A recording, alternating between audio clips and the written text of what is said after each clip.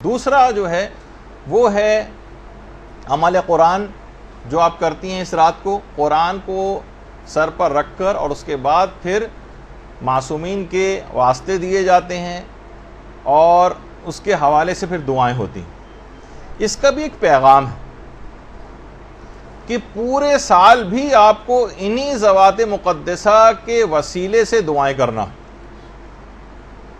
اور خاص طور پر یہ جو قرآن کو سر پہ رکھا ہے، اور یہ 3 سورے جو اس رات کو علل خصوص پڑھنے کی تاکید ہے، سورہ عنکبوت ہے، سورہ روم ہے اور حامیم دخان ہے، اور یہ مطلق تلاوت بھی ہے عام طور پر جو تلاوت کی جاتی ہے، اور قرآن کو سر پہ رکھ کر۔ تو یہ بات یاد رکھ لیجئے کہ ویسے تو میں نے پچھلے سال بھی بتایا تھا کہ جو قرآن سر پہ رکھے جاتے ہیں تو علماء اس متعلق کیا بات بیان فرماتے ہیں کہ اس میں کون سی 4 نیتیں ہونی چاہیے۔ وہ پچھلے سال والا درس آپ سن لیجئے گا کہ قرآن کو سر پہ رکھتے وقت 4 نیتیں کرنا، جس کا بھی وقت نہیں ہے وہ تو پچھلے سال ہم نے بیان کر دیا، اور ہمارے ویمیو چینل کے اوپر بھی وہ اپلوڈڈ ہے۔ تو عمل قرآن جو کرنا ہے تو اس کا بھی دیکھیے، قرآن کو سر پر رکھ کر ایک گویا ایک عہد والی کیفیت جو ہے وہ انسان کو پیدا کرنی۔ علماء بیان فرماتے ہیں قرآن کے 4 حقوق ہیں آپ پر۔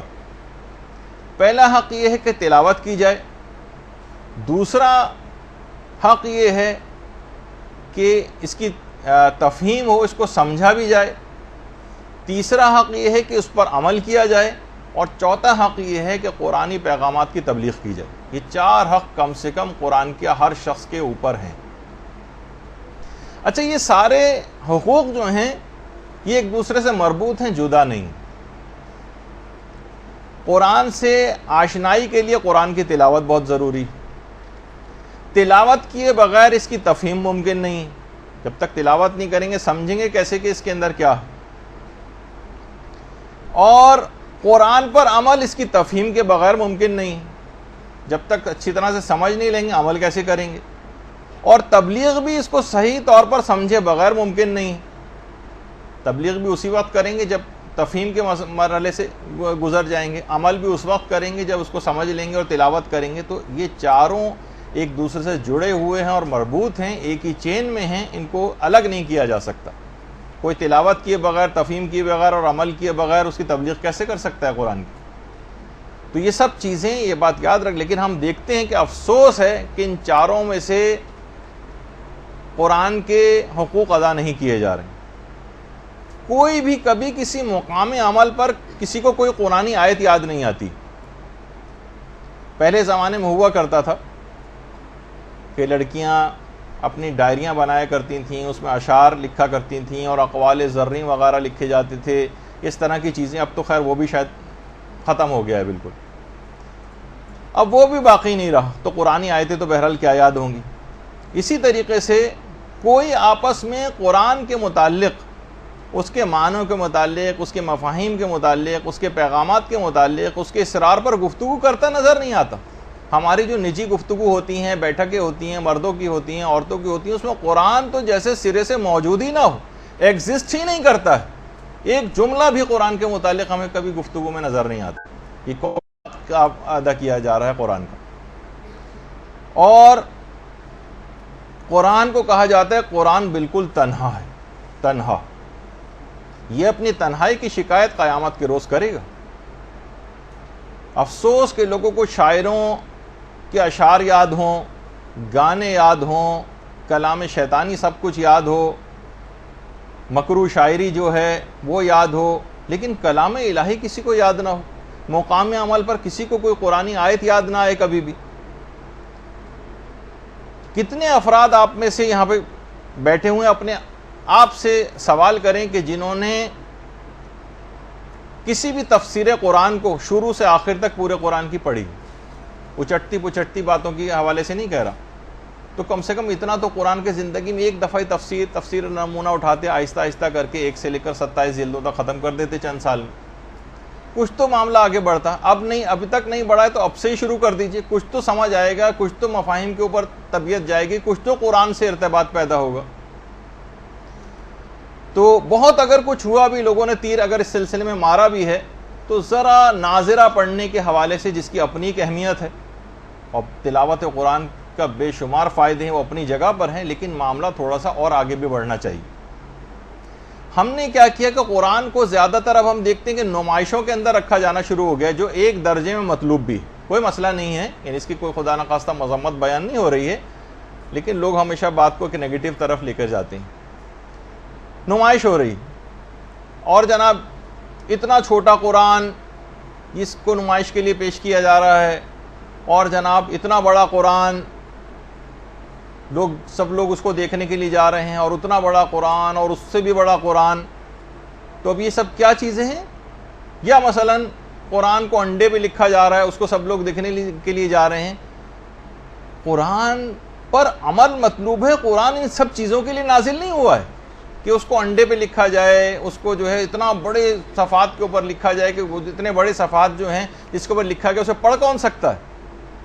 وہ تو صرف رکھا رہے گا خالی، اور ایک ڈسپلے کے لیے آپ نے کیا قرآن کو ایک ڈسپلے کے لیے اس طرح ہم نے ریک کے اوپر ایک رکھا ہوتا ہے جس پہ سی ڈی لگا کے اس کو اکثر اتارنے کی ضرورت پیش آتی ہے، پھر گرد ورد جھاڑی جاتی ہے معاذ اللہ اس پہ سے۔ قرآن اس کام کے لیے نہیں تھا۔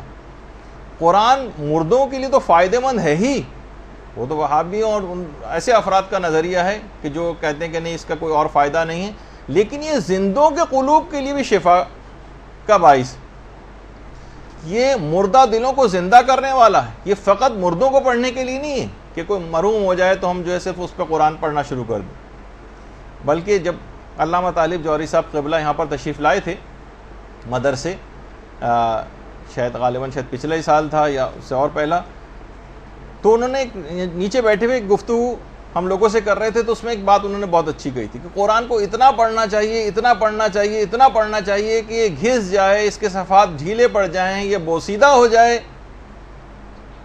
تو کیا ہوا؟ آپ نیا خرید کر لے آئیں۔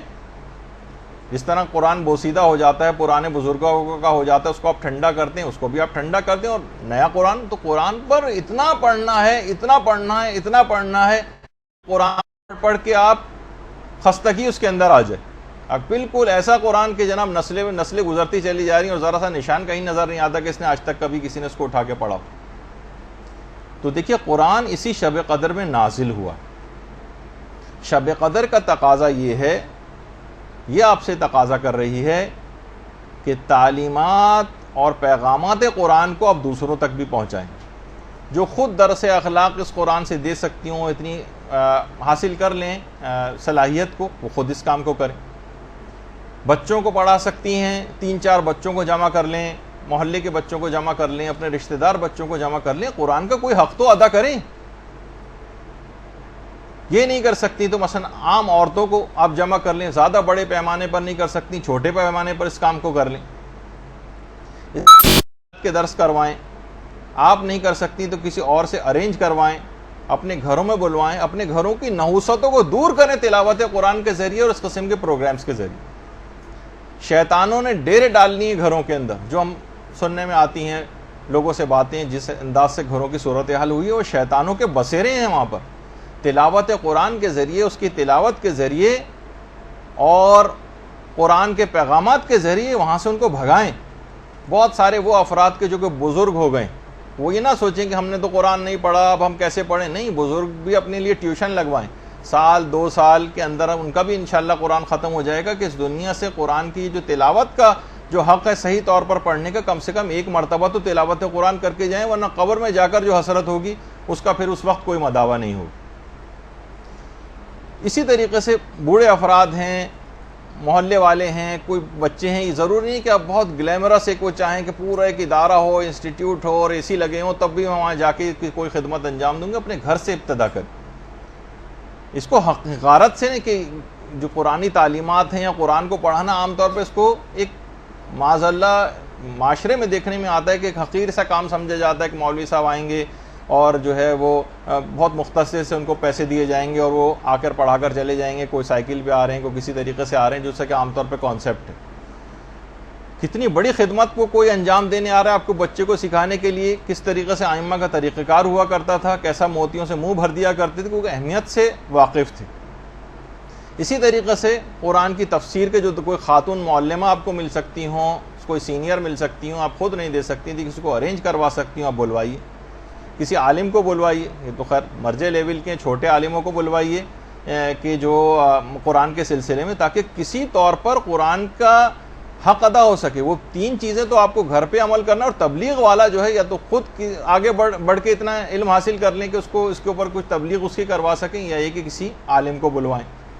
اپنی پوری زندگی قرآن کی کوئی خدمت تو کر جائیں۔ کیا قرآن کی کوئی خدمت کیے بغیر ہم مرنا چاہتے ہیں؟ کیا ہم یہ چاہتے ہیں کہ قرآن کل ہماری شکایت کرے؟ دیکھیں، امام خمینی تک اپنے بہت سے جلسوں کے اندر طالب علموں کو، بچوں کو کھڑا کر کے تلاوت قرآن سنا کرتے تھے۔ بہت اہمیت کے متعلق معلومات تھیں، تو تاکہ کل یہ آپ کی شکایت نہ کریں۔ قرآن جب شب قدر میں نازل ہوا ہے تو اس رات کا تقاضا اور پیغام یہ ہے کہ اس قرآن کی تعلیمات کو پھیلانے میں آپ اپنا کردار ادا کریں، ورنہ قبر میں اس وقت افسوس کا کوئی فائدہ نہیں ہوگا کہ جب کہ قبر کی وحشتناک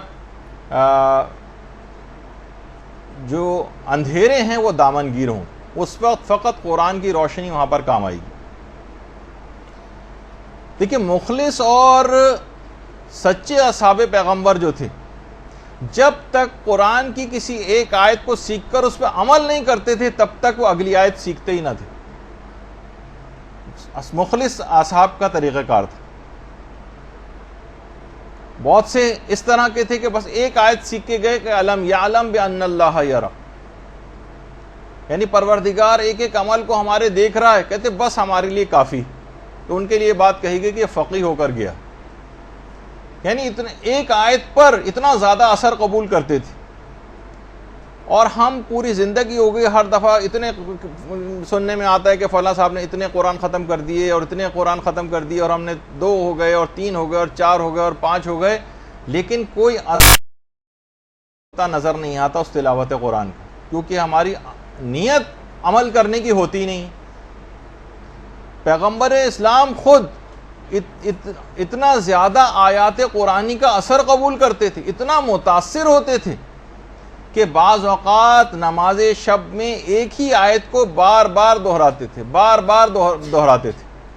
ان تعذبہم فإنہم عبادک وإن تغفر لہم فإنک انت العزیز الحکیم۔ بار بار اس طرح کی آیات کو پیغمبر اسلام دہرایا کرتے تھے، اور اتنا اثر قبول کرتے تھے پیغمبر کہ کہتے تھے کہ مجھے سورہ ہود اور اس جیسی جو اور صورتیں انہوں نے مجھے وقت سے پہلے بوڑھا کر دیا، یعنی بڑھاپا طاری ہو جاتا تھا۔ آیات قرآنی اتنا اثر قبول کرتے تھے، اور یہ خود ہے بھی اتنا پر اثر قرآن کہ خود پروردگار نے قرآن کے متعلق یہ کہہ دیا کہ اگر ہم اسے پہاڑوں پر نازل کرتے تو خشیت الہی سے پہاڑ پھٹ جاتے۔ اور اتنا قرآن پہ پیغمبر نے عمل کر کے دکھایا کہ خود پیغمبر اسلام کی ایک زوجہ یہ فرماتی ہیں کہ آپ کا جو اخلاق ہے وہ قرآن ہی تو ہے۔ اتنا قرآن کے اوپر عمل کیا تھا کہ خود آپ کا اخلاق سمجھے کہ قرآن اور اخلاق مترادف معنوں میں استعمال ہونے لگے۔ جیسے ہی آیات نازل ہوتی، دیکھیے ہمارے لیے بھی حکم ہے فقط تلاوت نہیں کرنا ہے، عمل کی کیفیت کیا ہونی چاہیے جیسے پیغمبر کی تھی۔ جیسے جیسے آیات قرآنی نازل ہوتی گئیں، پیغمبر کا عمل شدت کے ساتھ ان آیات قرآنی پہ بڑھتا چلا گیا۔ جو حکم آتا فوراً اس کے اوپر عمل کرتے۔ دیکھیے اعلان رسالت سے پہلے زیادہ تر پیغمبر اسلام اپنا وقت جو ہے عبادت کے لیے غار حرا میں تنہائی میں گزارتے تھے۔ جو حکم آتا فوراً عمل کرتے، تو عبادت کے لیے غار حرا جاتے تھے اس سے پہلے۔ لیکن جب وہ آیت نازل ہوئی وانذر عشیرتک الاقربین، کہ اب تبلیغ کا کام شروع کرو، اب لوگوں کو ڈراؤ۔ اس کے بعد پیغمبر نے ساری زندگی مکمل طور پر غار حرا کو ایک لحاظ سے ترک کر دیا اور مسلسل دعوت و تبلیغ کے اندر مشغول رہے، اور بالکل نہ گھبرائے، نہ کبھی اکتائے، نہ، اور آخری سانس تک تبلیغ کے اندر مصروف رہے۔ اچھا، ادھر صبر و استقلال کا حکم آیا قرآن کے اندر تو کافروں کی کتنی زیادہ مخالفت تھی، طائف میں جاہلوں نے کیسا پیغمبر پہ تشدد کیا تھا، اور مدینے کے جو یہودی تھے اور منافقین تھے ان کی سازشوں کے سامنے پیغمبر صبر و ثبات کا ایک پہاڑ بن کر کھڑے ہو گئے، ایسا عمل کیا۔ مدینے میں جب جہاد کا حکم آیا تو مدنی پوری زندگی جہاد سے عبارت ہو گئی، غزوات، سرایا، جنگ و صلح، لشکر کشی، فتوحات سے پوری زندگی اس کے بعد عبارت رہی۔ یہ سب کیا تھے؟ قرآنی آیات پر عمل کرتے جا رہے تھے۔ پریشان حال کی پریشانی کو دور کرنے کا حکم آیا تو قرضے لے کر حاجت مندوں کی جو حاجت روائی کرنے لگے۔ قرآن میں عہد کی پابندی کا حکم آیا کہ اپنے عہد کو پورا کرو۔ اتنا ایفائے عہد کیا کہ دشمن تک آپ کے وعدوں کا اعتبار کرتے تھے اور رتی برابر، ذرہ برابر بھی شک نہیں کرتے تھے کہ پیغمبر جو ہے اس کی وعدہ خلافی کر سکتے ہیں۔ درگزر کرنے کا، معاف کرنے کا حکم آیا، پیغمبر نے اتنا عمل کیا کہ کسی سے کبھی کوئی انتقام نہیں لیا۔ عدل و انصاف کرنے کا حکم آیا، اتنا عمل کیا کہ دشمنان تک پیغمبر کے دیکھ کر حیران رہ جاتے تھے کہ کس طرح سے اتنا عدل و انصاف ممکن ہے۔ حکم شکر آیا قرآن کے اندر، تو پیغمبر اتنا شکر گزار بندے بنے، اتنا شکر کہ اتنی عبادت کرتے کہ ساری رات گزار دیتے۔ سوتے وقت، سونے کے لیے جاتے تو شکر کرتے، جب بستر سے اٹھتے تو شکر کرتے، کوئی نعمت ملتی تو شکر کرتے، کھانا کھانے کے بعد شکر کرتے، لباس جب اس وقت تبدیل کرتے اس وقت شکر کرتے، آئینہ دیکھتے اس وقت شکر کرتے، چاند دیکھتے اس وقت شکر کرتے،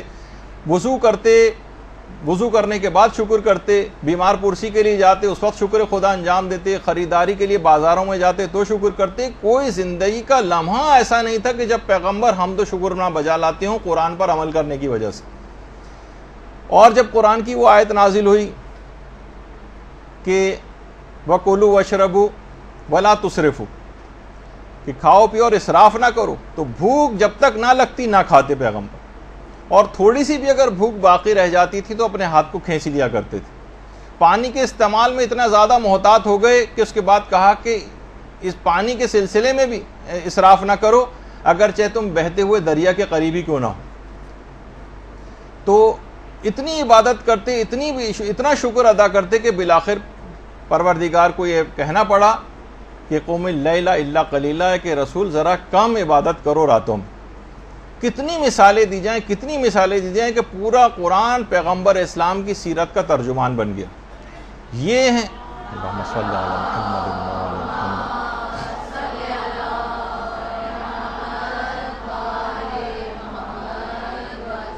یہ ہیں حقوق قرآن کے، ایسا ہوتا ہے ان کے اوپر عمل اور ایسی ہوتی ہے ان کی تبلیغ۔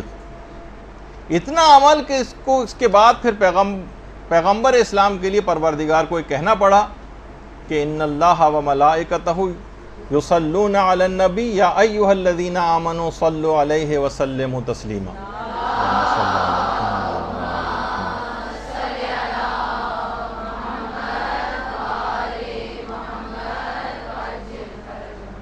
دیکھیں یہ ہے تقاضا شب قدر کا، جو آیت پڑھیں اس پر عمل کرنے کی کوشش کریں، جیسے کہ پیغمبر اسلام نے کیا۔ اچھا، اب